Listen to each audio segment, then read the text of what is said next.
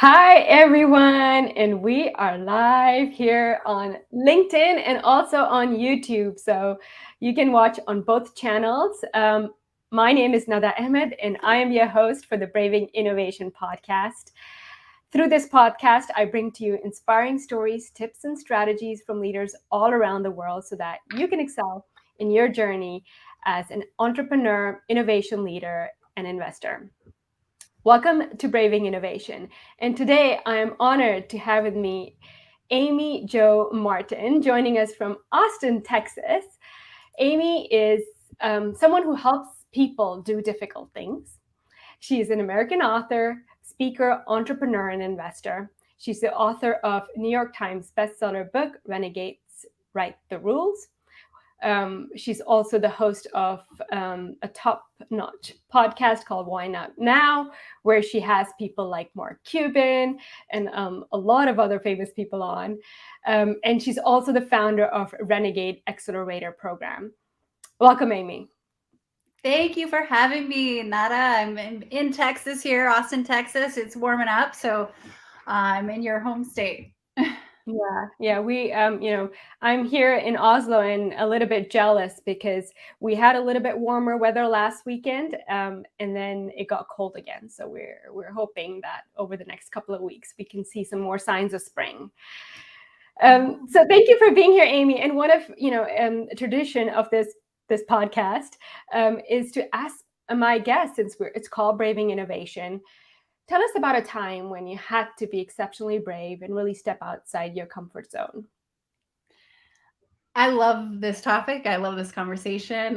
The first thing that pops into mind is when I was younger, we moved around often. So we lived in a mobile home in a trailer, and I would run away almost daily because I wanted to go see what else was out there. And my parents knew I'd always come back, but something about craving the unknown is just in my blood. Innovation is, something that I think curiosity is a bit of a hobby that I have, and you can't really have one without the other. I think of a time, there was a really critical moment in my life and in my career when I was working in the NBA. I had been in marketing, ad agency world, brand world, and then I was in professional sports right at the turn of the 05-06 season into 08-09, when digital and social was really just becoming something that was more monetizable, was more tangible for us to sell against in the NBA for sponsors and stuff. So just started experimenting. I have a theory that when you're experimenting, you cannot fail. So you just have a petri dish and you write beta on the side of it, and everybody kind of leaves you alone a little bit with those KPIs, and they back up and they say, well, it's in beta. This is a test. So I started experimenting and definitely had some wins and asked a lot of forgiveness instead of permission, especially with social media. And I refer to it as social communication because it's communication, not media, right? It's a dialogue, not a monologue. And this was early days. And I just started on my own and ended up working with one of the most iconic athletes in the world, Shaquille ONeal, and helping him. Kind of an interesting pinnacle moment where I'm sitting at my desk as the director of new media and research, right? Before we had a title of digital media, because it included mobile and, obviously email and social and interactive. And the phone rings. I'm sitting at my desk and the phone rings, and it's Bob from basketball operations. And he said, Amy Jo, get down to the locker room right now. Shaquille ONeal wants to learn how to tweet. And he doesn't know how. Nobody in this building knows how. Get down here, click.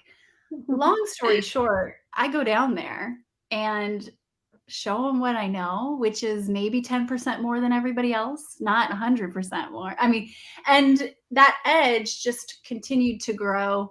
And there was a moment on the team plane about 2 weeks later when I'd had my hand slapped a lot. We were making ESPN headlines at night.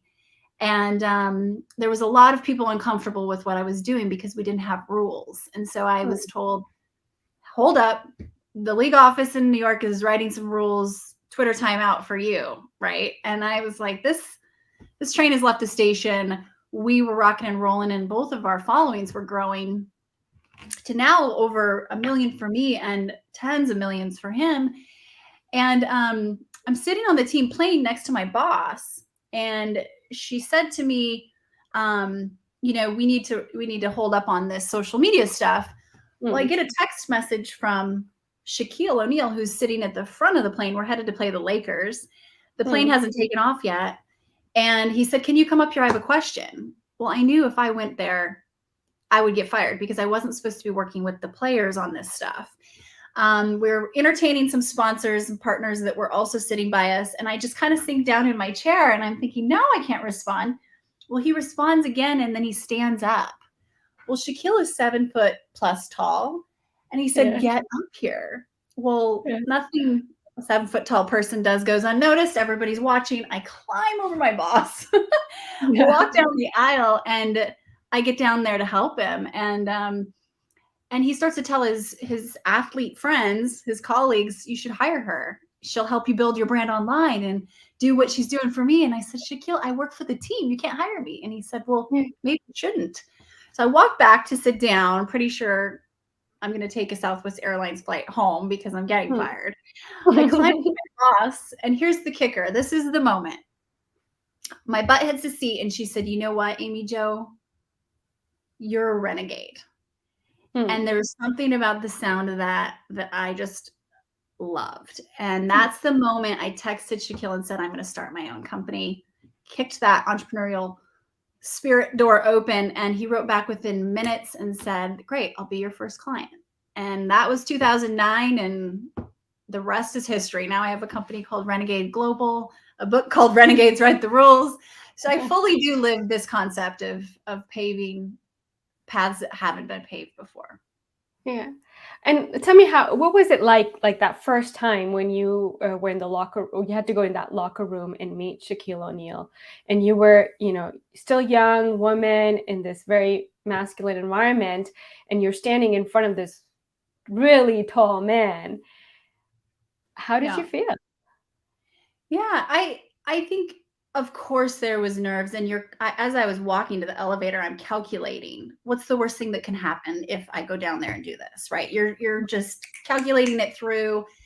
And that's one of the first things I suggest people do. Identify that worst case scenario, because you don't start there. First, just ask yourself, what if this doesn't work? Then what? Then what? And keep answering that question from then what, all the way through, from the moment you green light the idea to the worst case scenario. When we do that, two things happen. We realize it's going to take longer than we think to have that happen. I'm not getting fired today. Let's just put it that way. Maybe in a month or two, but it's not going to happen today. I can course correct. I can find my way to take out some insurance and work through this. But if that fear had kept me from going in those elevator doors, I don't know that I'd be sitting here, right? Because it was a moment of bravery, a window, an opportunity of bravery. If I thought it through too much, I might have overthought it. It closes, it's gone. Same with texting Shaquille. I'm going to start my company. It's like green light, get started. The execution is another phase, but first you just have to get past that finish line, or that starting line. Yeah.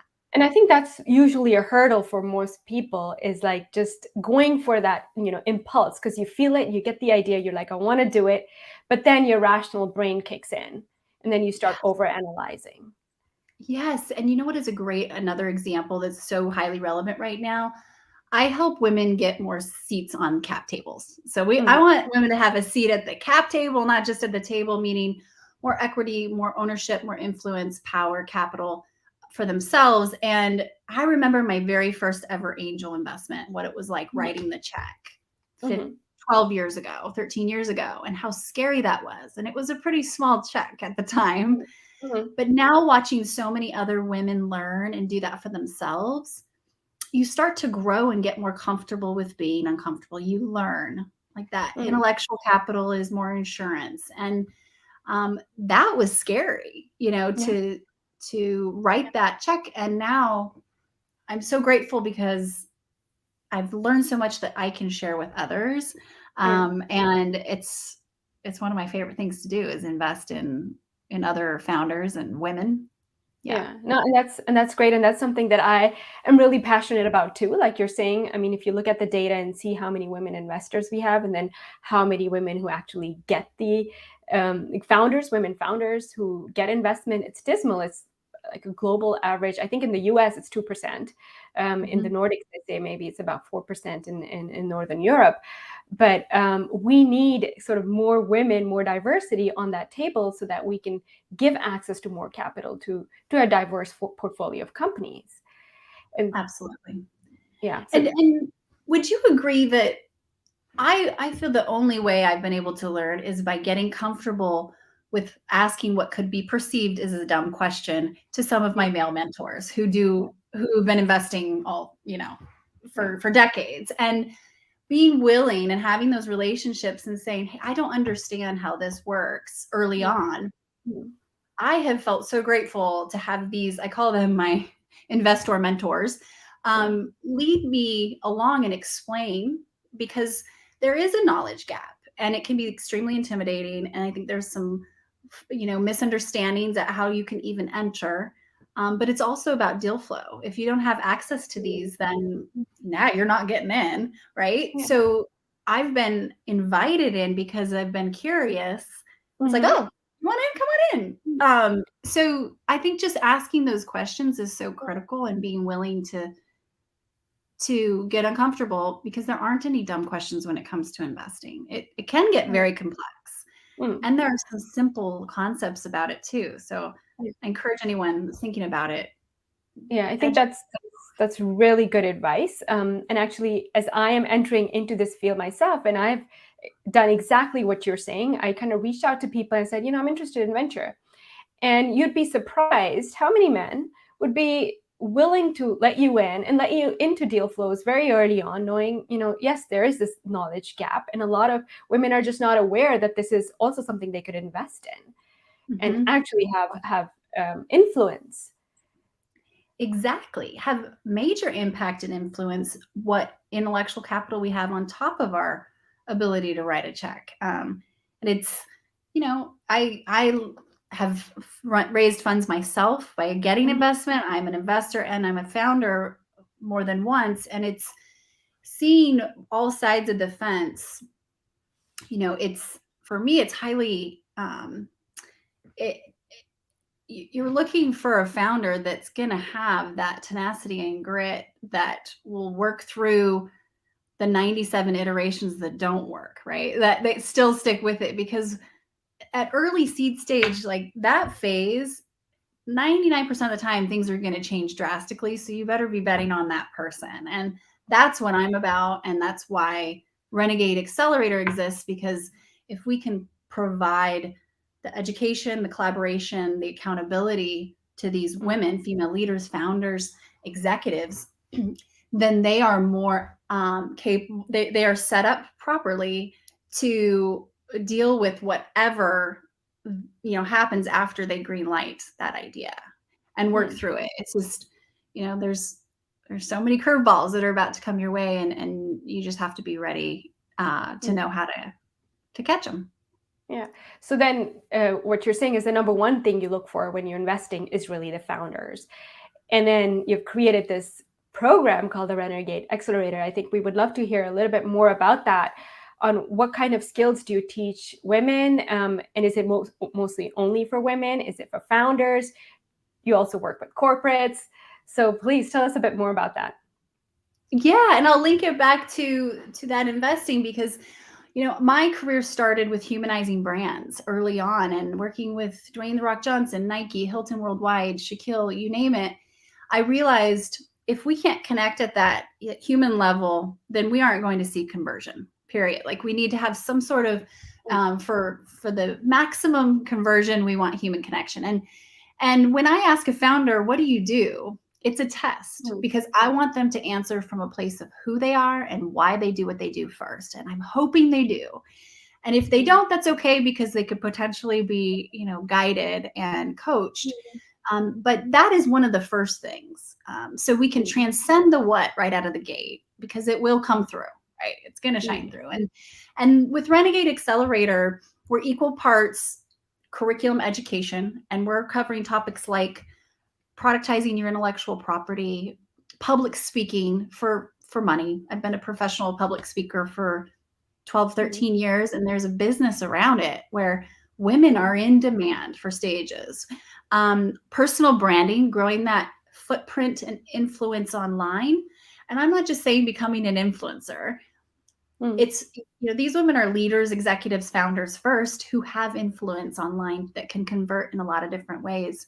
Podcasting, publishing, and, just also confidence. We see across the board, some of these women they have 20 years more experience than I do, yet they still struggle. We all do, mm, with showing up fully at times. And there are ways to overcome that.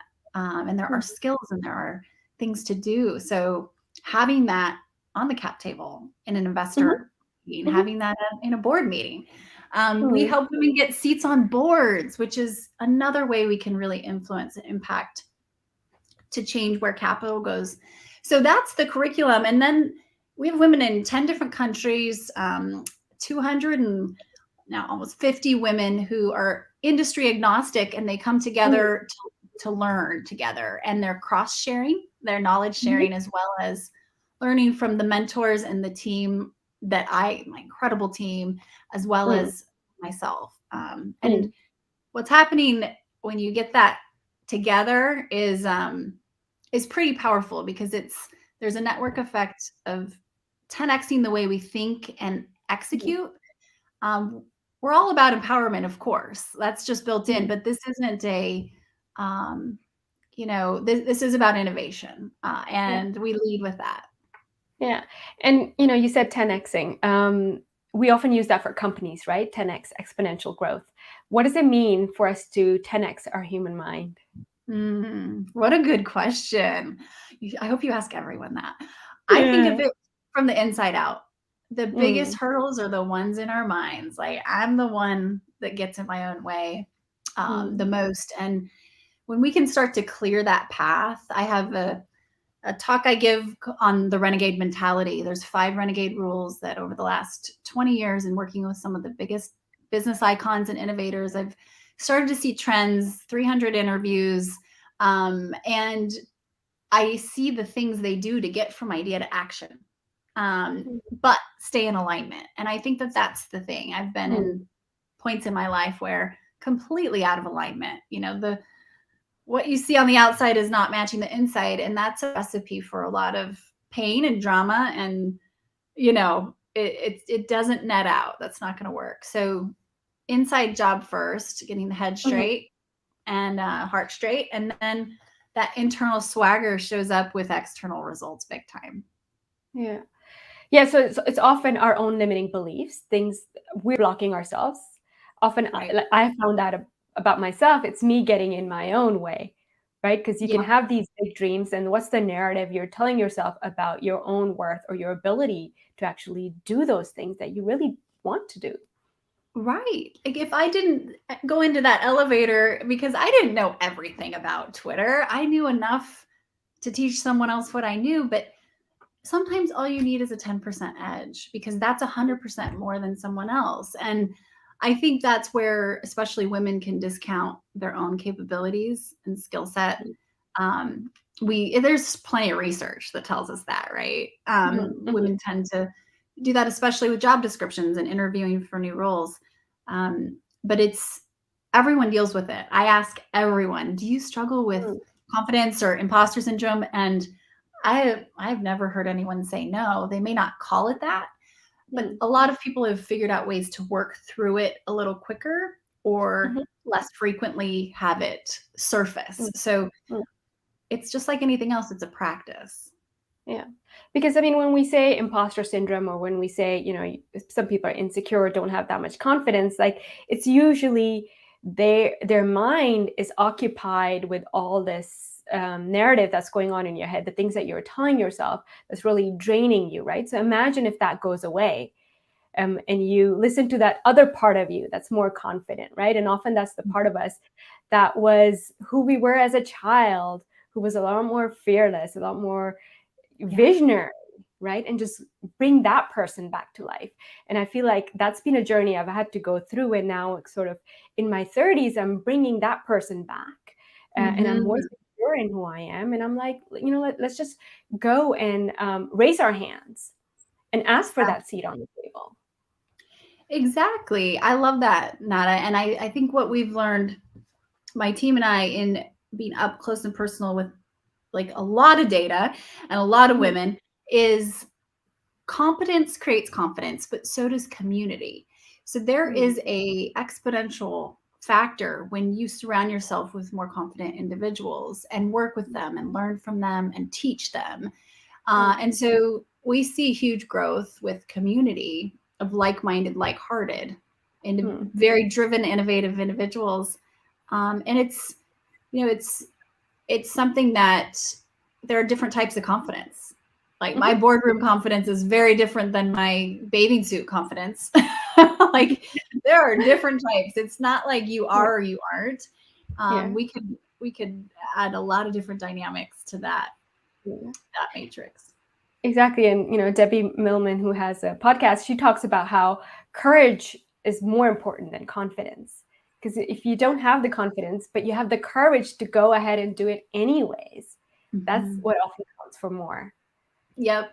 My colleague, Renegade, Mm. Reagan Walsh, who is the chief renegade officer, she says brave before good. We Mm, don't want to fake it till we make it. That's just BS, because you become it when you do mhm, it, right? It's mhm. not faking.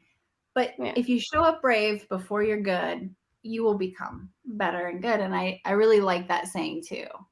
Mm. But talk to us a little bit about, you help people build brands. You've helped people do that for more than a decade now.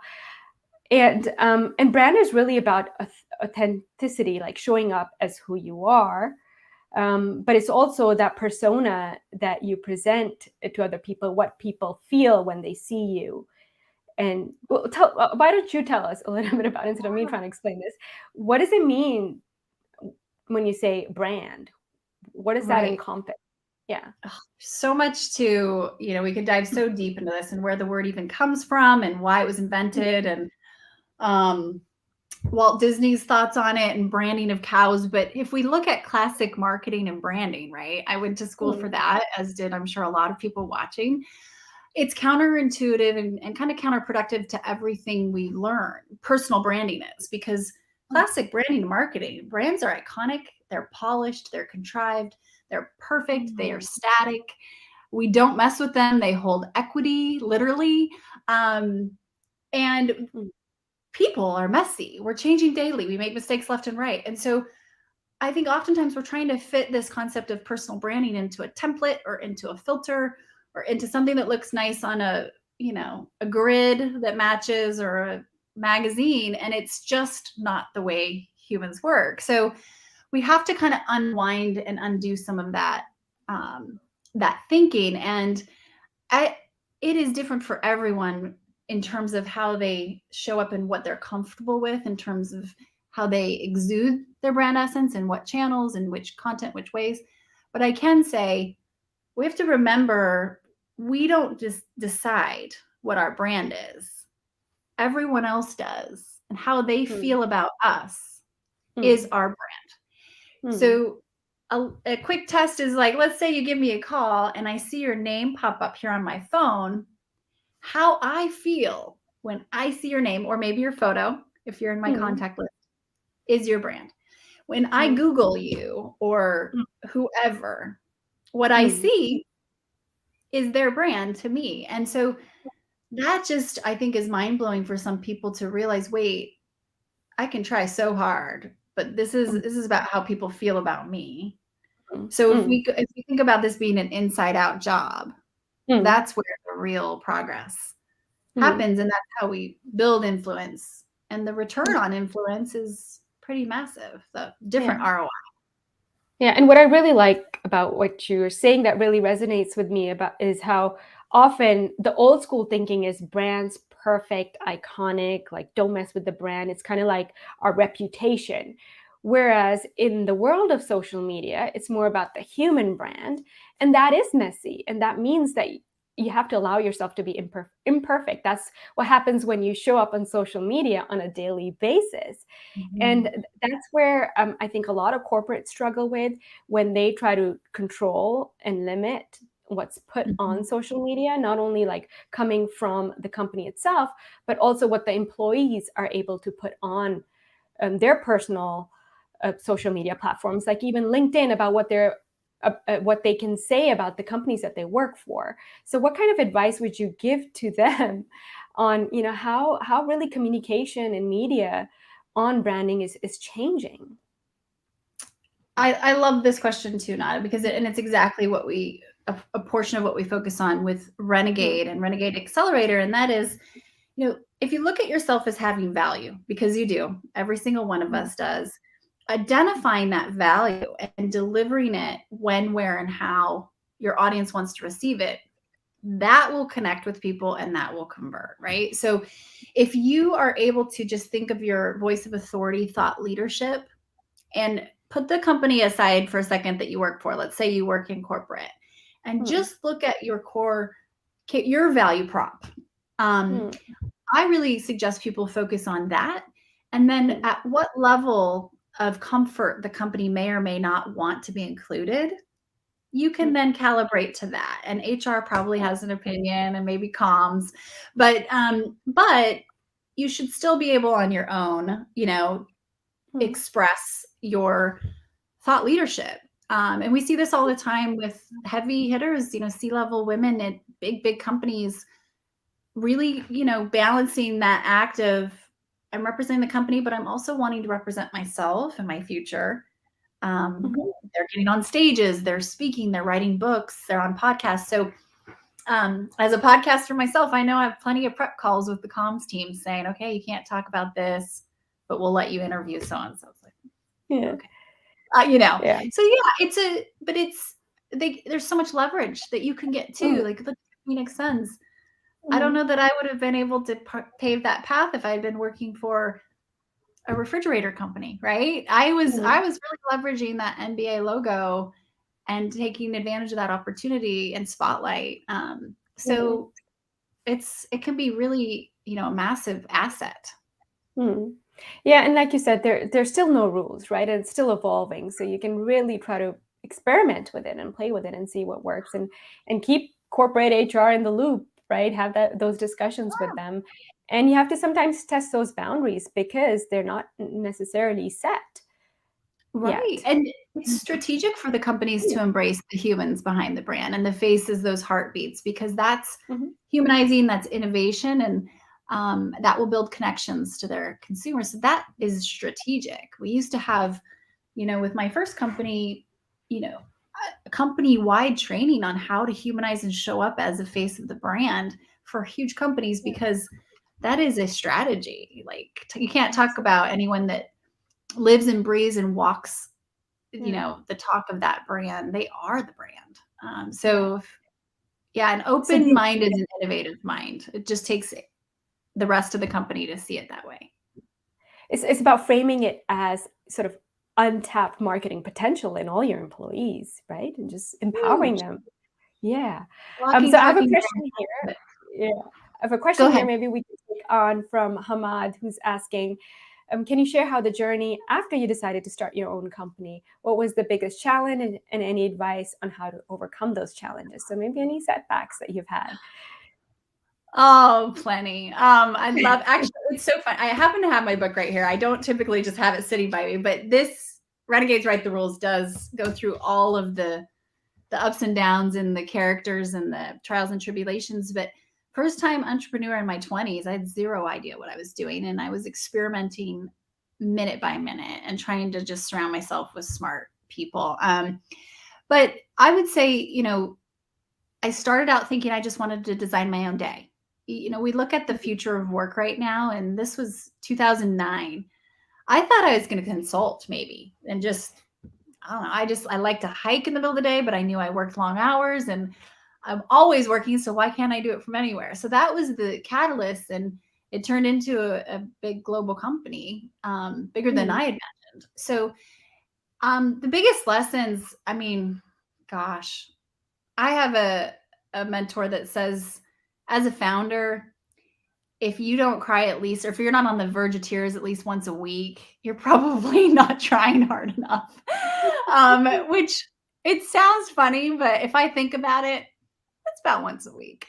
I think just trusting yourself, trusting the day, surrounding yourself with smarter people than you are, and every aspect of the business needs attention, right? So we tend to have our core competency, but you have to have a master in each corner, and in the beginning it's all you. So lots of trips and falls there. My biggest lesson with my first company was pace.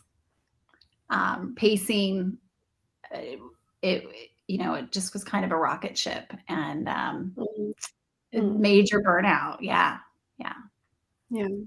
So making sure that you put in breaks and pauses for yourself and pace it, because yes, you're going to grow, but there's only one you, and you can't burn out. You can't afford that. And the second thing you said was about trusting yourself. I think that is so important, because in the end of the day, even if you've had a bad week, if you can say to yourself, you know what, I trust myself to get through this, not to like know everything, know all the answers, but be able to reach out to people, reach out to my network and figure it out, right? So it's your own ability to trust yourself. Exactly. Especially if you're new at this. Let's take Julia Cheek, for example. She is the founder of Everlywell, which is a huge company now. Well, she started it with zero entrepreneurship experience and zero healthcare experience. And she has said to me before, if I would have listened to everyone tell me not to do this, I wouldn't be here right now, because everyone said this isn't going to work. And now I think the valuation, it's probably even bigger now. It's like $4 billion. But it's one of those things where we tend to look outside of ourselves when we don't think we know. And yes, grab the data, but then go through the data and decide, put it through your own filters. What feels right to me based on what I know, because nobody else is sitting exactly in your seat and has as much data as you do about your unique situation. So we tend to look outside ourselves a lot when we're starting. Yeah, I mean, we have one more question that we're going to take. So many great topics to go in detail with you, Amy. We'll have to bring you back for another session. This is fun. Good questions. Yeah. So Natalie is asking, you talk about how people perceive you in your brand. How about you as a female in a male-dominated environment? How to change the mentality that they have of you, and demonstrating that you're so much more than a stereotype that they might have of women? Great question again, Natalie, you said, right? Thank you, Natalie. I think I used to say, in a male-dominated industry, it's like, most of them just are. I don't even have to preface that anymore, but sports and entertainment and tech definitely was. I think there's something to be said for flipping that and reframing it to a major advantage. Because yes, it was intimidating at times when I'm sitting in my 20s at the same tables of billionaires that were decades older than me, all men.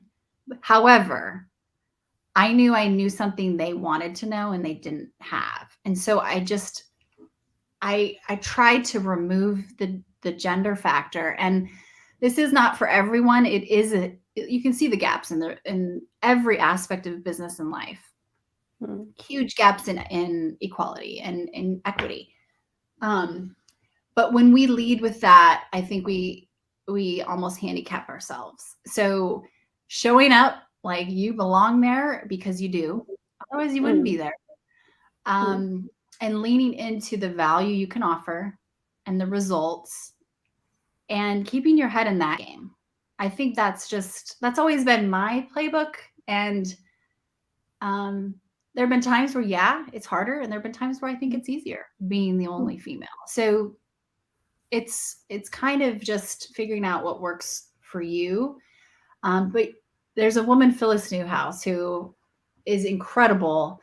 And she's put some pretty big points on the board. She's even rung the bell in the NASDAQ You're Yeah. taking SPACs public and stuff. And she said, you know, you're always going to be the only something, the only woman, the only, you know, person of color, the only XYZ, the only, and so what if we flipped being that only to your advantage? And I think that reframe goes back to what we're talking about of what's going on up here Mm. and back to community, creating confidence, having people open doors for you and opening doors for them. Um, it's one of those things where who you surround yourself is really going to dictate where you go. Yeah. No, I love that. And that's such a great place for us to come to a close because, you know, it's like going around in a circle. It's basically what you're saying is 10xing is that's what it's about. It's about being able to reframe anything that could be a setback as an opportunity. So telling yourself, well, if I'm the only one here, there's something I'm definitely bringing in here. And always knowing, like, if you could have complete faith in yourself as I have something that some people don't have. Either that's because I'm a different gender or because I'm a younger generation. I mean, when it comes to social media, there's so much the younger generation brings to us in terms of technology and the way they think differently. Their buying habits are different. You need those people, even, you know, the younger generation people in the boardroom that we don't have today, and we don't value them because we say, well, you don't have that financial experience or that operational experience, but then you have, you know, 6 other people on the board who have that experience. So it's really Right. about that fresh perspective that you bring in and framing it as an advantage. Exactly. Equal value exchange, right? And value can come in so many different forms and types of currency. Value exchange, absolutely. Yeah. Thank you so much. We've had a great conversation here on branding, on building your career, on being brave, on how to communicate better, and how to 10x your mind. So thank you so much, Amy. This was so much fun. Thank And you, Nada. Thank you for everyone watching and the great questions as well. And I loved the conversation. yeah, and so this video will be available on YouTube and LinkedIn, and then we're going to post it on Spotify and Apple Podcast next week. So that should be available to a broader audience to listen to whenever they're available. So thank you everyone for joining, and have a great day. Thank you.